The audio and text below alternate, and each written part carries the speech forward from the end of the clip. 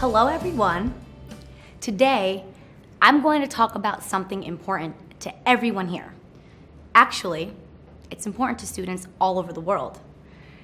I'm going to tell you about the best way to memorize information based on how the brain works. I'll evaluate 3 strategies for remembering the material you study. I'm sure you all want to hear about these strategies, so let's get started. The first strategy for remembering what you're studying is called visual inspection. Look very closely at what you're trying to memorize. Look at the shape and color. For example, notice the triangle shape of the capital letter A to remember a name like Anderson that begins with A. For some people, it's easier to remember the triangle than the new name.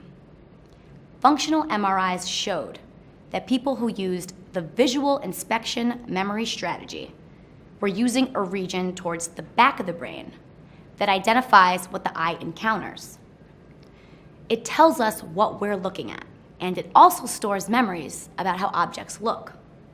So now we know that you can create new memories about images on purpose. The second successful strategy for quick memorization is called verbal elaboration. Make up a sentence or a word about what you're trying to remember. So, an example of that is the name Roy G. Biv. Roy is not a real person.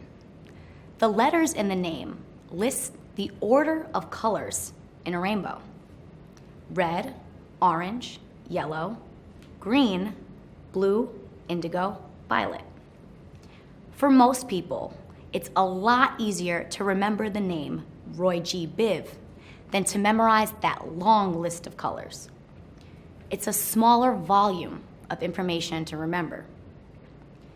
The functional MRI showed that people using verbal elaboration to memorize objects were using the part of the brain involved with language.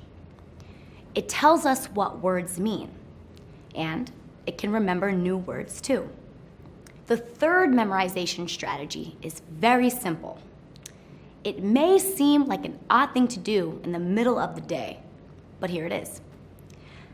After you study, but before your test, go to sleep. Research has shown that our brains use sleep to deal with the constant stream of new information we get. Our brains don't have room to store all of that material forever. New memories are located in the hippocampus region of the brain, but they don't stay there for long. They're replaced by even newer memories pretty quickly. To remember something for a long time, the information needs to move from the hippocampus to the neocortex. That's where the brain stores information more permanently. And napping pushes information from the hippocampus to the neocortex. The memories change from short-term to long-term memories while you sleep. I've talked about 3 methods for memorizing information: visual inspection, verbal elaboration, and taking a nap. Functional MRIs have shown that different parts of the brain are involved in each of these strategies. I hope that one of them, or maybe all 3, will help you prepare for your next test.